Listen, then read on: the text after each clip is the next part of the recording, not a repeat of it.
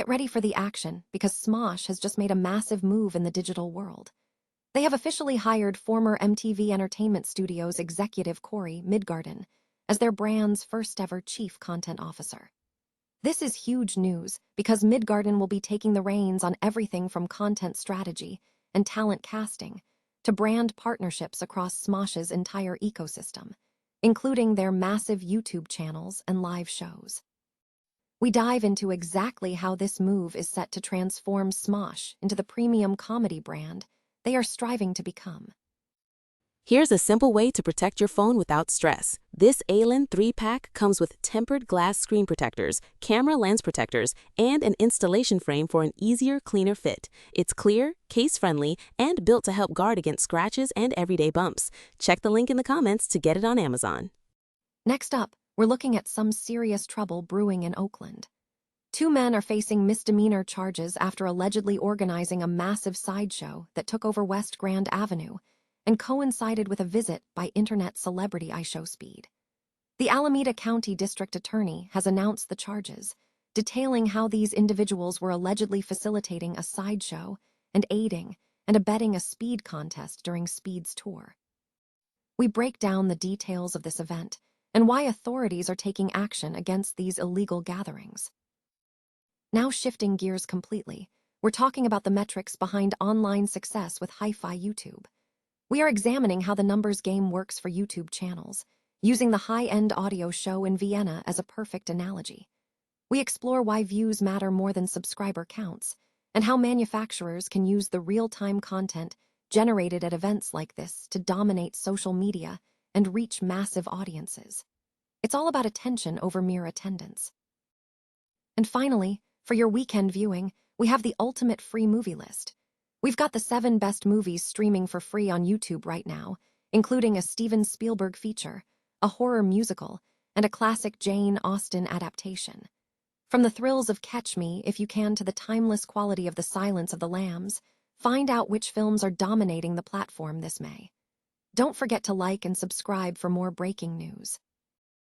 Popular web sketch comedy company Smosh has announced a significant leadership move, hiring former MTV Entertainment Studios executive Corey Midgarden as its first-ever chief content officer. In this pivotal role, Midgarden will be responsible for overseeing Smosh's entire content strategy and development, encompassing talent and casting, brand and marketing initiatives, and partnerships across its YouTube channels and broader ecosystem, including series, major events, and live shows, with a strong focus on audience-first programming.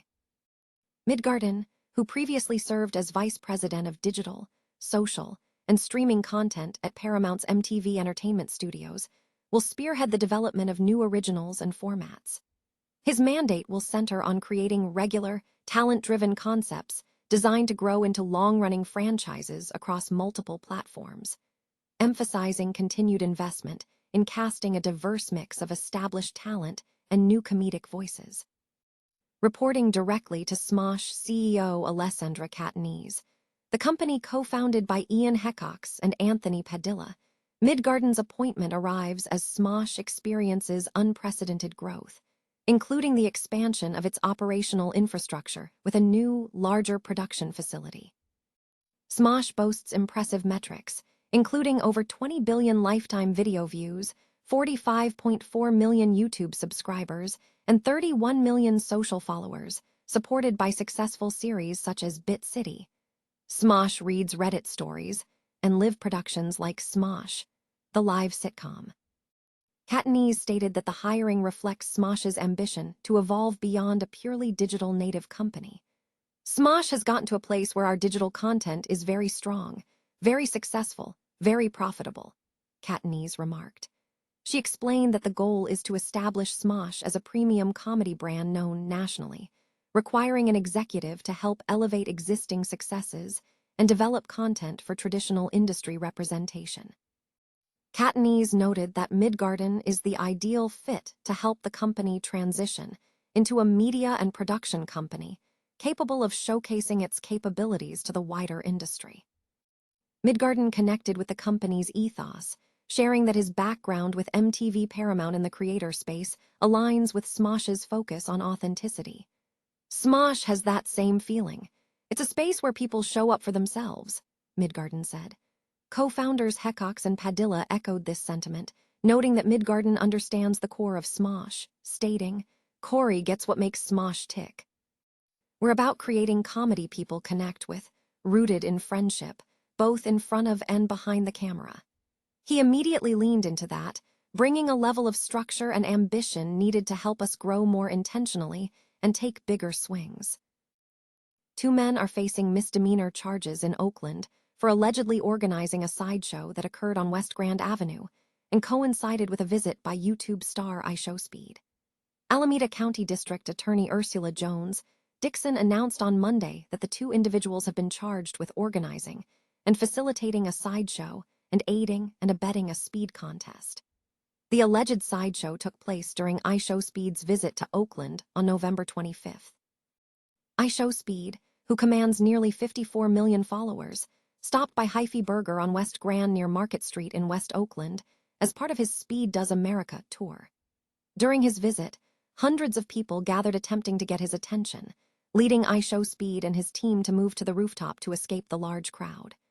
The intersection near the restaurant became a scene of activity, featuring fireworks, lowrider cars, and fans shouting "Speed." Several cars engaged in donuts at the intersection, with onlookers chasing after them. iShowSpeed expressed bewilderment, stating, "Why are they running to the car? Are they stupid? I can't watch this." The sideshow ultimately prompted him to leave, which proved to be another challenge amidst the throng of fans seeking photos. District Attorney Jones Dixon issued a statement emphasizing the seriousness of such events, noting that sideshows are not harmless gatherings, and that these illegal events frequently result in vandalism, reckless driving, injuries, property damage, and pose significant threats to public safety. Individuals who organize, promote, and facilitate these activities will be held accountable. The two men are scheduled to appear for arraignment on May 27th at the Wiley Manuel Courthouse in Oakland. The high-fidelity audio industry is shifting its major event. Following the traditional May gathering at the Mach Event Center in Munich, the world's largest audio show, High End, will now take place in the Austria Center Vienna in early June. High End is fundamentally a business-to-business platform where manufacturers connect with global distributors and dealers, with press attending product unveilings and consumers joining on the weekend. The article draws an analogy between the physical attendance at a hi-fi show and the performance metrics of a YouTube channel, arguing that success should be measured by engagement, not just raw attendance figures. Just as a packed room indicates interest, the hi-fi YouTube platform operates as a constant, 365-day-a-year event without physical boundaries. Subscriber counts are presented as a vanity metric, akin to ticket sales. The true measure of interest lies in views. Each view represents an individual who actively engaged with the content, mirroring the fraction of attendees who actually visit a specific exhibitor room, rather than the total crowd size. Drawing on the attendance figures from the Munich event, the report emphasizes that headline attendance does not translate directly into room traffic. A manufacturer's goal is attention, the traffic that stops at their exhibit, not merely proximate footfall. For a healthy YouTube channel, the benchmark is a views-to-subscriber ratio of 8 to 14% per video. This metric forces manufacturers to conduct due diligence, assessing actual audience engagement across recent uploads rather than relying solely on subscriber numbers. A channel with a high view ratio demonstrates real audience care, irrespective of its total subscriber count. This principle applies to Vienna. Manufacturers attending the show should leverage the event not just for exhibiting, but for broadcasting. Short vertical clips can be immediately repurposed for platforms like Instagram Reels and YouTube Shorts, while longer-form content can capture behind-the-scenes access. However, manufacturers must be cautious about copyright infringement, as YouTube's content scanning can restrict or mute videos featuring protected music. The optimal time for content creation is during or immediately following the show, as this period maximizes the chance of exceeding the healthy engagement ratios. Ultimately, Hi-Fi YouTube, being a show without walls, offers manufacturers an unparalleled opportunity to reach audiences far beyond the physical confines of any single event. YouTube is offering a surprising selection of high-quality movies for free, moving beyond paid subscriptions. A recent roundup highlights 7 excellent films available on the platform in May, featuring diverse genres from acclaimed dramas to thrilling horror and musical comedies. The list includes a Steven Spielberg film showcasing the director's versatility. The report notes his acclaimed double feature from 2002, Catch Me If You Can and Minority Report, highlighting Spielberg's skill in blending sentimentality with action. In the horror genre, the film Child's Play is featured, introducing audiences to the enduring character of the serial killer Chucky, praised for its fresh storytelling and impactful reveal. For musical enthusiasts, Little Shop of Horrors is recommended. This adaptation of the 1982 musical, featuring delightful songs and the iconic puppet Audrey II, is celebrated as a masterpiece of the movie musical genre. Comedy shines with Pitch Perfect, which successfully translates the energy of a collegiate a cappella competition into a big-screen phenomenon, blending great music with sharp humor. For fans of classic adaptations, the report points back to Joe Wright's 2005 Pride and Prejudice, a highly regarded adaptation of the Jane Austen novel, lauded for its cinematography and strong performances.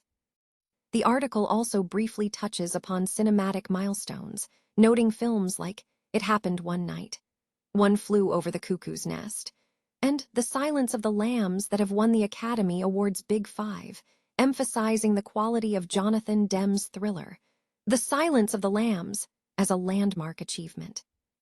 Finally, the report includes Peter Weir's The Truman Show, which is described as a modern dramedy, featuring a standout performance by Jim Carrey as Truman Burbank, successfully balancing eeriness, humor, and introspection.